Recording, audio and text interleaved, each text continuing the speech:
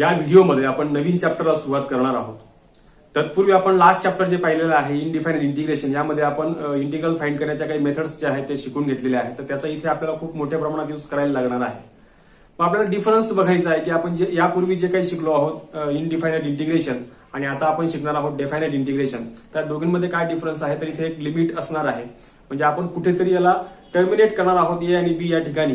कारण आपल्याला माहिती आहे की कुठलंही फंक्शन जे आहे जे आपण ज्यावेळेला फिगर ड्रॉ करतो ती करू शकतो आपण कुठल्या ना कुठल्या प्रकारे, पण तिचे कर्व असेल किंवा लाईन असू शकते किंवा ते कुठल्याही प्रकारचं म्हणजे कुठल्या तरी वेगवेगळ्या आकाराचे फिगर आपल्याला त्या ठिकाणी मिळते फंक्शनचे, जर आपण त्याला Y equal to F of X असं फंक्शन मानलं तर. मग यात आपण कुठेतरी याचं इंटिग्रेशन ज्या वेळेला फाइंड करतो आहोत एफ ऑफ एक्स डीएक्स, तर त्यावेळेला टर्मिनेट करतो ए आणि बी या ठिकाणी. तर अशा वेळेला हे ए टू बी असं इंटिग्रल तयार होईल आणि या प्रकारच्या इंटिग्रललाच आपण म्हणणार आहोत डिफाइनेड इंटिग्रल. तर इथे वाचताना त्याला आपण कसं रीड करणार आहोत की defined integral from A to B F of X DX. यात हा ए जो आहे याला म्हटलं जातं लोअर लिमिट, हे आहे लोअर लिमिट आणि हे असणार आहे आपलं अप्पर लिमिट.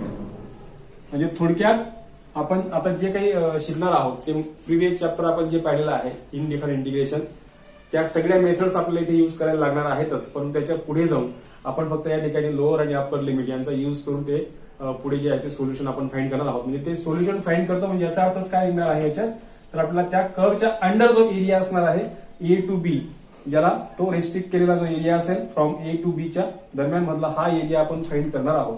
म्हणजे एरिया आपण फाइंड करतो आहोत त्या कर्व अंडर कर्व, जी पण कर्व असेल under curve Y is equal to F of X, ज्याच्या अंडरचा जो कर्वचा जो एरिया आहे तो आपण त्यावेळेला फाइंड करू शकतो त्याच्या साह्याने. हे आपल्याला याच्यामध्ये शिकायचं आहे. हे याचं खूप मोठं ऍप्लिकेशन आहे, ज्या साह्याने आपण व्हॉल्यूम काढू शकणार आहोत, त्याचा एरिया काढू शकणार आहोत. म्हणजे बऱ्याचशा गोष्टींचा जो आपला मॅथमॅटिक्स मध्ये यूज आहे तो या ठिकाणी या डिफाइनेड इंटिग्रलचा आपल्याला होणार आहे. तत्पूर्वी आपण यापूर्वी जे काही शिकलेलो आहोत, ज्या मेथड्स आपण पाहिलेल्या आहेत त्या सगळ्या मेथड ज्या आहेत त्या आपल्याला लक्षात घेणं गरजेचं आहे. शिवाय आपण आता जे काही पाहत आहोत यात आपल्याला जी हेडिंग तुम्हाला दिसते आहे defined integral as a limit of sum, तर ही कसं काय तो एरिया येऊ शकतो किंवा या सगळ्यांची सम ती कशी असू शकते तर ते आपल्याला थोडक्यात बघायचं आहे. तर यासाठी मी एक फिगर ड्रॉ करतो आणि त्या फिगरच्या साह्याने आपण बघूयात. जर समजा एक Y equal to F of X आपण एखादं फंक्शन घेतलं, एखादं फंक्शन आपण कन्सिडर करतो आहोत, तर इथे समजा Y equal to F of X या फंक्शनची ही कर्व आहे Y is equal to F of X. यात समजा मी इथे एक पॉईंट घेतला ए, म्हणजे हा ए झिरो याचे कॉर्डिनेट्स असतील आणि इकडे हा समजा एक बी पॉईंट घेतला, याचे कॉर्डिनेट जे आहे ते बी झिरो असतील. असं बी पॉईंट आपण डिस्टन्स समजा तिथपर्यंत घेतलेला आहे. आणि यात आपण हा एक्स ऍक्सिस हा वाय ऍक्सिस आहे आणि इथे समजा या प्रकारे मी ड्रॉ करून घेतो.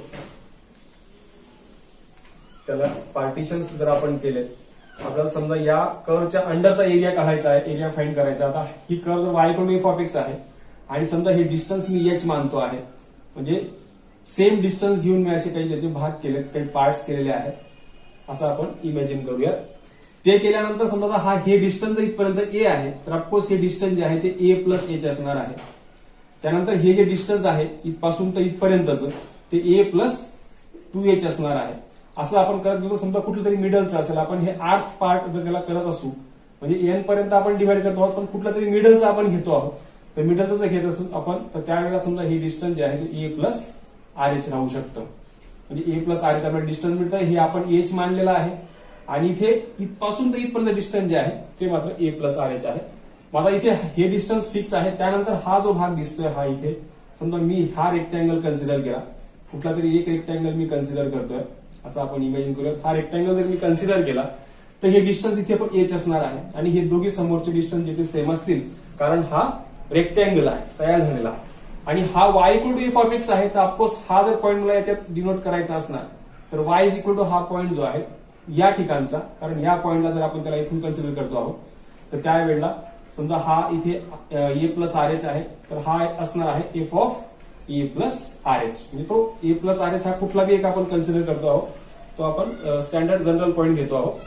तर तो घेतल्यानंतर हे डिस्टन्स जे आहे आपल्याला संपूर्ण डिस्टन्स असं जे आहे पूर्ण व्हर्टिकल डिस्टन्स ते असेल F of A plus R H, म्हणजे वाय कॉर्डिनेट तो आपला आहे. आणि ए कॉर्डिनेट हे डिस्टन्स जे आहे ते एच आहे, कारण तो इकडनं ए प्लस आर एच आहे, परंतु हे डिस्टन्स एच आहे. तर हा जो रेक्टँगल तयार झाला आहे, तर हा रेक्टँगलचा जो एरिया आहे, एरिया ऑफ रेक्टँगल,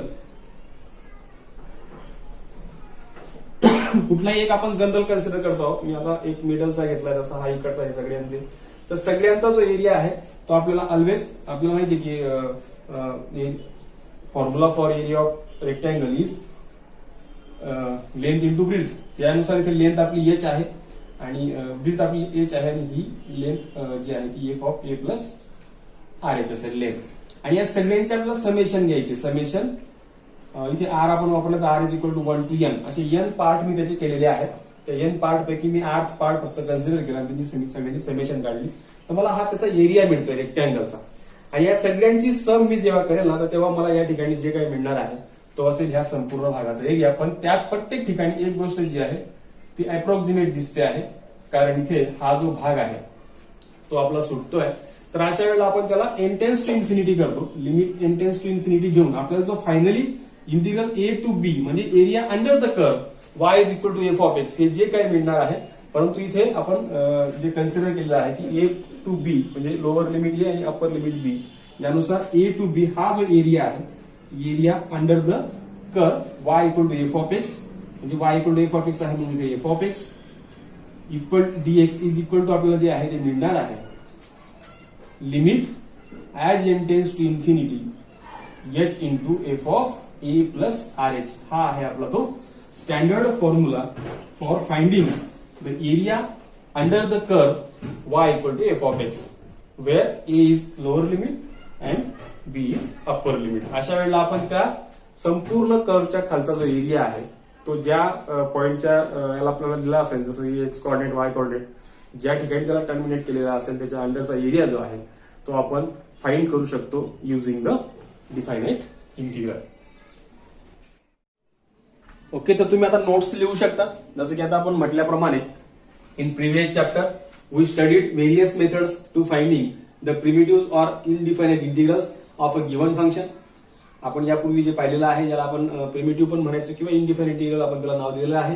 शिवाय नाव we interpret the definite integral. आपण आता इनडिफायनाइट इंटिग्रल ह्याकडे वळतो आहोत डिफायनाइट इंटिग्रलकडे. तर डिनोटेड बाय ते डिनोट केलं जातं integral A to B F of X DX या पद्धतीने, ज्याला वाचताना integral from A to B of F of X असं वाचलं जातं विथ रिस्पेक्ट टू एक्स.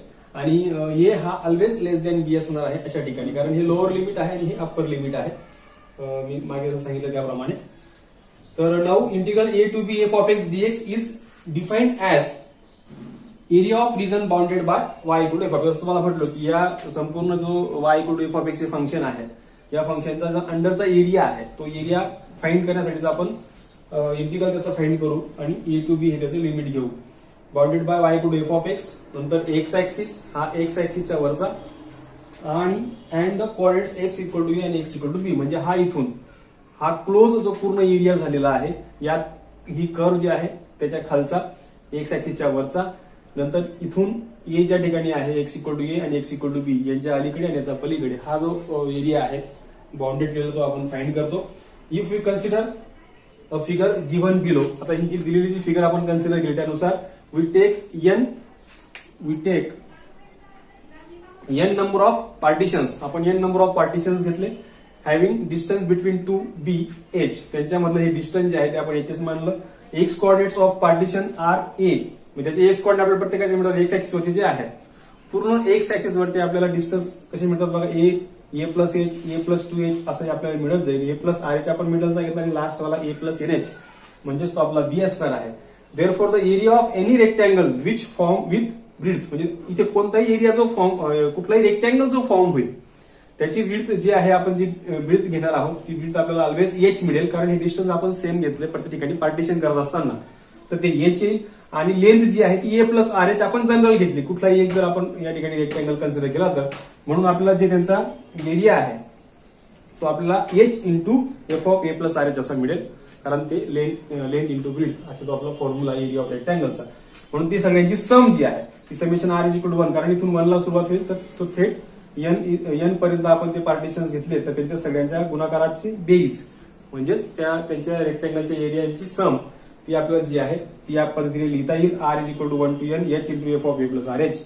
आणि हे जे आपले काही भाग सुटत आहेत म्हणजे आपण अप्रॉक्सिमेट फाइंड करतो आहोत त्याला limit n tends to infinity जोडल्यानंतर आपल्याला त्याचं डायरेक्टली आपण अप्रॉक्सिमेट का होईना परंतु आपण त्या कर्वच्या अंडरचा एरिया फाइंड करू शकतो. शिवाय त्या ठिकाणी जे पण त्यांनी आपल्याला X equal to A X equal to B या स्वरूपात लोअर आणि अप्पर लिमिट दिलेला असेल म्हणजे क्लोज इंटरवल ए बी हा जसंही आपल्याला दिलेला असेल त्या पद्धतीने आपण त्या फंक्शनच्या अंडरचा एरिया जो आहे तो फाइंड करू शकणार आहोत. मित्रांनो, प्रत्यक्ष एक्सरसाइजला सुरुवात करण्यापूर्वी आपल्याला काही गोष्टी ज्या आहेत त्याला एक्झाम्पल सॉल्व्ह करताना ज्या लागतात त्यांची आपल्याला आवश्यकता आहे त्यांच्याबद्दल आपण थोडंसं समजून घेऊया.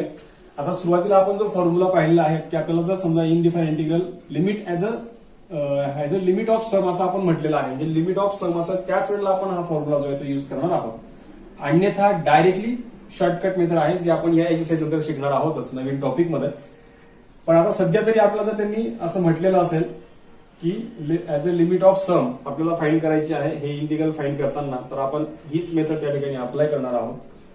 बाकी इतर वेळेला मात्र आपण शॉर्टकट मेथड आपल्याकडे आहे आपण त्या सहाय्याने जाऊ शकतो. मग यात आपल्याला आता जे दिसत आहे यात एच आपल्याला माहिती असायला पाहिजे. एच म्हणजेच बी मायनस ए म्हणजे upper limit minus lower limit आपण एन नंबर ऑफ पार्टिशन्स केले होते ते आपण त्याला डिवाइड करतो म्हणजे हा आपल्याला या पद्धतीने आपला जो आहे तो एच मिळणार आहे. यात ए प्लस आर एच मध्ये आपण आर मध्ये ते सगळंच कन्सिडर करणार आहोत आणि ह्यात आर मध्ये जे काही येईल त्यात आपण समेशन जे यापूर्वी शिकलो आहोत इन 11th स्टँडर्ड ज्यात summation R is equal to 1 to n असेल तर 1चं जे समेशन आहे ते आपल्याला एनच मिळणार आहे. आपण जर n वेळा त्याची सम करत असू तर त्यावेळेला हा एक. त्यानंतर आपल्याला युजेबल जे फॉर्म्युले आहेत सिरीजचे ते आपल्याला इथे लागतात. समजा आर असेल तर n into n plus 1 upon 2 या पद्धतीने आपल्याला समेशन मिळतं. त्यानंतर आपल्याला युजेबल आहे R is equal to 1 to n R square असेल तर अशा वेळेला n into n plus 1 into 2n plus 1 upon 6 हा आपल्याला यूज करायला लागणार. नंतर फोर्थ जर आर क्यूब आला या ठिकाणी R is equal to 1 to n R cube तर अशा वेळेला n into n plus 1 bracket square आणि अपॉन 4 अशा पद्धतीने आपण यांचा यूज आणि याचा यूज करून जे आहे ते एक्झाम्पल सॉल्व्ह करतो. परंतु एक लक्षात ठेवा एक्झाम्पल मध्ये इंटिग्रल फाइंड करायचे असेल as a limit of sum असं म्हटलं असेल तेव्हाच आपण याचा यूज करणार आहोत. अन्यथा अदरवाईज आपण जो नवीन टॉपिक शिकणार आहोत त्यात आपण डायरेक्टली इंटिग्रल जे आहे ते आपल्या नेहमीच्या मेथडने फाइंड करू शकतो. तर मित्रांनो सुरू करूयात एक्सरसाइज 4.1 त्यामधील first evaluate the following integrals as limit of sum. इथं हे हा जो वर्ड ऑफ ग्रुप आहे ग्रुपचा वर्ड आहे त्यात खूप इम्पॉर्टंट असं म्हटलेलं आहे की इंटिग्रल ऍज लिमिट ऑफ सम म्हणजे असं म्हटलेलं असेल तरच आपण या मेथडने सॉल्व्ह करणार आहोत. अदरवाईज आपल्याकडे एक शॉर्टकट मेथड आहे जी आपण पुढच्या टॉपिक मध्ये शिकणार आहोत ती आपण त्या ठिकाणी युज करू शकतो. थोडक्यात आपल्याला या जर limit integral as limit of sum ने सोडवायचं असणार तर आपण जो आता जस्ट फॉर्म्युला पाहिला तो आपल्याला या ठिकाणी युज करायला लागतो. इथे आता सुरुवातीला या फॉर्मॅटमध्ये जे जे आपल्याला दिसते ते लिहून घेऊयात. हिअर एफ ऑफ एक्स जो आहे तो हा असणार आहे 3x मायनस 4. त्यानंतर ए जो आहे म्हणजे आपण त्या ठिकाणी ए जो आहे तो 1 घेणार आहोत आणि बी जो आहे तो इथे दिसतोय 3. अशा पद्धतीने जे जे आपल्याला दिसतंय त्या स्टँडर्ड फॉर्मच्या नुसार त्यानुसार आपण त्यांना लिहून घेतलंय. त्यात आपल्याला F of A plus R H find करावा लागतो. F of R H find करायचं असेल तर कसा फाइंड करतो आपण त्याला इथं in the place of A 1 आहे आणि आर एच असं आहे. मग इथे आता जो आपला एफ ऑफ एक्स आहे तिथे एक्स ऐवजी एक्स आहे तर इथे एक्स ऐवजी ए प्लस आर एच आहे म्हणून ज्या ठिकाणी एक्स आहे त्या ठिकाणी 1 प्लस आर एच जो आहे तो रिप्लेस करायचा आहे म्हणजे 1 प्लस आर एच मायनस 4. म्हणजे ज्या ठिकाणी इथे एक्स असताना एक्स होता तर ए प्लस आर एच म्हणजेच 1 प्लस आर एच असताना इथे 1 प्लस आर एच ठेवला बाकी 3 आणि मायनस 4 जो आहे तो ऍज इट इज ठेवला. त्याला थोडंसं सिम्प्लिफाय करून घ्या. 3 ने मध्ये मल्टिप्लाय केलं 3 प्लस हा 3 आर एच आणि हा मायनस 4 येईल. हा 3 मायनस 4 जो तो मायनस 1 असेल म्हणजे 3 आर एच मायनस 1 अशा पद्धतीने हा आपल्याला जो मिळतोय तो आहे F of A plus R H. त्यानंतर आपल्याला जे रिलेशन माहिती आहे H is equal to B minus A upon N. त्यात बी ची व्हॅल्यू 3 आहे ए 1 आहे आणि अपॉनला एन तर हा येईल 2 अपॉन एन. म्हणजेच आपल्याला जो एन एच मिळतो आहे एच एन किंवा एन एच. तो आहे 2. ह्या दोन गोष्टी आपल्याला लागणाऱ्या आहेत आपल्या integral as limit of sum साठी. By using integral as a limit of sum, याचा जर यूज केला तर आपल्याला integral a to b f of a plus R H is equal to dx is equal to, आपल्याला काय म्हणतोय बघा, limit as n tends to infinity summation r is equal to 1 to n h into f of a plus R H. आपल्याकडे ज्या value आता हा ही संपूर्ण value म्हणजेच आपलं गिव्हन इंटिग्रल जो असेल ती व्हॅल्यू असणार आहे. म्हणजे integral 1 to 3x minus 4 dx, limit as n tends to infinity, इथे summation r is equal to 1 to n h, आणि in the place of a f of a plus R H तो आपण find केलेला आहे, तो आहे 3rh minus 1. अशा पद्धतीने पुढे याला फक्त सिम्प्लिफाय करूयात. Limit as n tends to infinity summation r is equal to 1 to n h मध्ये मल्टिप्लाय केलं तर काय येईल बघा, 3rh स्क्वेअर मायनस h असं होईल. त्याला समेशन आपण जर सेपरेट केलं, limit as n tends to infinity summation separate केल्यावरती 3 आणि h स्क्वेअर हा कॉन्स्टंट आहे तो कॉमन निघेल, समेशनच्या बाहेर निघेल, कारण इथे फक्त r ची जी टर्म असेल आणि n ची टर्म असेल तीच आपण आत ठेवू शकतो. बाकी अदरवाईज आपण ती बाहेर काढली तर हरकत नाही. आणि इथे राहील फक्त r मायनस, आणि इथे हा सुद्धा h फक्त कॉमन निघेल, आणि summation r is equal to 1 to n, आणि इथे असणार आहे 1. आणि या संपूर्ण याला limit as n tends to infinity आहे. इक्वल टू हा limit as n tends to infinity 3h square as it is, आणि समेशन r चा फॉर्म्युलाच आहे n into n plus 1 upon 2. Just आपण जे लिहून घेतलेले आहेत सिरीजचे जे फॉर्म्युले आपण पाहिले ते सगळे फॉर्म्युले आपण या ठिकाणी वापरू शकतो. मायनस h आणि हा डायरेक्टली n येतो हे आपल्याला माहिती आहे. Summation r is equal to 1 to n 1 summation हे n येतं, आणि हे summation n into n plus 1 आपण येणार आहे. पुढे limit as n tends to infinity हा 3 ॲज इट इज, हा याच्यातला n जर आपण कॉमन काढला तर हा h स्क्वेअर n स्क्वेअर होईल, इन ब्रॅकेट हा 1 प्लस 1 अपॉन n होईल. अपॉनला 2 आहे तसाच, मायनस hn आपल्याकडे आहे, hn आपल्याकडे आहे तो आहे 2, ही व्हॅल्यू या ठिकाणी सबस्टिट्यूट केली 2. त्यानंतर limit as n tends to infinity, आता परत आपल्याला हा hn दिसतोय आणि त्याचा स्क्वेअर आहे, hn आहे त्याचा स्क्वेअर आहे, म्हणजे hn त्याचा स्क्वेअर घेतला तर 3 इंटू हा 2 स्क्वेअर असं लिहिता येईल, आणि हा 1 प्लस 1 अपॉन n, आणि अपॉनला 2 मायनस 2 आहे तसाच. त्यानंतर एक 2 कॅन्सल झाला, त्याला थोडंसं आता डायरेक्ट लिमिट पण मी वापरून टाकतो. म्हणजे मला जर limit as n tends to infinity वापरायचं असेल तर 1 अपॉन n जो आहे तो आपल्याला माहिती आहे, limit as n tends to infinity 1 upon n is equal to 0 येणार आहे. म्हणजे हा पार्ट 0 होऊन जाईल 1 अपॉन n चा. बाकी जे उरते हा 2 कॅन्सल झाला, हा 3 दुने 6 उरला, हा 6, कारण लिमिट निघून जाईल, कारण पूर्ण कॅन्सल झाल्यानंतर limit n tends to infinity राहणारच नाही, कारण हा 0 झाला, आपण त्याचा वापर करून टाकलेला आहे. हा 2 कॅन्सल झाला, 3 दुने 6 6, आणि हा मायनस 2, आणि फायनली जे आपल्याला आन्सर मिळतं ते आहे 4. म्हणजे आपल्याला जे इंटिग्रल त्यांनी विचारलेलं होतं, integral 1 to 3x minus 4 dx is equal to आपल्याला फायनल आन्सर मिळालेला आहे 4.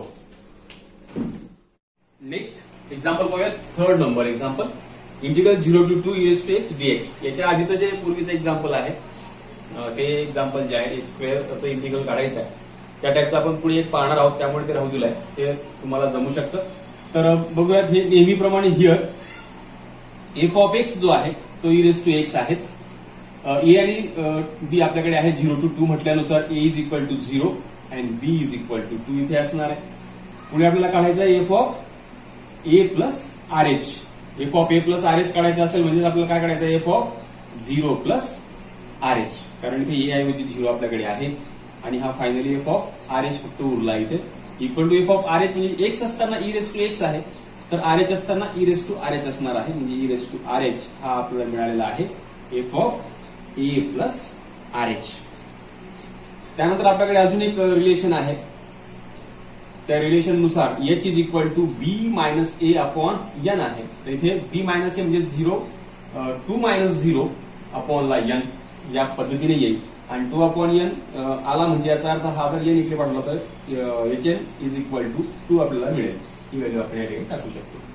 म्हणजे हा 2/n आहे म्हणून. ठीक आहे. त्यानंतर आपल्याकडे इंटिग्रल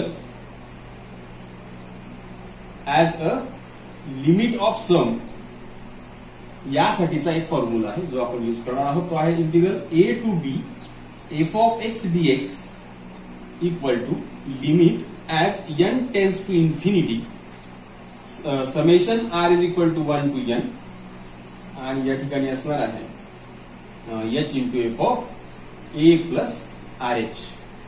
आपण ज्या व्हॅल्यूज आपल्याकडे आहेत त्या या ठिकाणी टाकून घेऊया. तिथे integral 0 to 2 e raised to x dx आपलं गिव्हन इंटिग्रल आहे. Limit as n tends to infinity n tends to infinity आणि इथे summation r is equal to 1 to n h आणि f of a plus R h आपण find केलेला आहे. तो आहे e raised to R H. अशा पद्धतीने त्यानंतर आपल्याला आता बघा इथे काय करायचं आहे. इथे आता कंटिन्यू आपल्याला हा एच तर आपण याच्या बाहेर काढू शकणार आहोत आणि शिवाय एन टेन्स टू ची इन्फिनिटी दिसतंय. म्हणजे as N tends to infinity जर आता हे जे आपलं रिलेशन आहे H is equal to 2/n आपण ते रिलेशन वाटल्यास परत लिहून घेऊयात. n 2/n देअरफॉर हे काय इम्प्लाइज करतं as N tends to infinity h tends to 0 होईल. कारण 1/इन्फिनिटी म्हणजे 0 असणार आहे. तर 2/n असेल तरी सुद्धा तर त्यानुसार ते लिमिट जे आहे ते चेंज होऊन जाईल. आणि बाकी समेशन मध्ये आपण आता बघा integral 0 to 2 e raised to x dx equal to limit हे लिमिट चेंज झालेलं आहे ते आहे s टेन्स टू 0. त्यानंतर समेशन मधून हा h बाहेर कॉमन आपण काढू शकतो कारण त्याच्यात r किंवा n नाही. Summation r equal to 1 to n आणि e raised to काय राहणार आहे फक्त हा rh. त्यानंतर आपण काय करूयात बघा इथे limit as h tends to 0 इथे हा h ऍज इट इज हा आपण असंच राहू दिला तर पुढे हा जो दिसतोय e raised to rh summation मध्ये त्याला आपण separately e raised to h plus e raised to 2h plus जर आपण ते समेशन एक्सपांड केलं तर या पद्धतीने आपल्याला एक सिरीज मिळते. आणि यात सिन्स याच्यात एक गोष्ट दिसते की e raised to h e raised to 2h e raised to 3h जरी पुढे असला असता e raised to nh हे जे काही दिसतंय हे एक रिलेशन आहे दोन ह्याच्यामधलं e raised to h e raised to 2h e raised to 2h ला जर आपण e raised to h ने डिवाइड केलं तर आपल्याला e raised to h मिळतो आहे. म्हणजे ही आपल्याला जी काही मिळते आहे is a GP. He GP आहे म्हणजे जिओमेट्रिक प्रोग्रेशन आहे. आणि जिओमेट्रिक प्रोग्रेशन मध्ये आपण फर्स्ट टर्म आपण लिहू शकतो या विथ फर्स्ट टर्म आहे.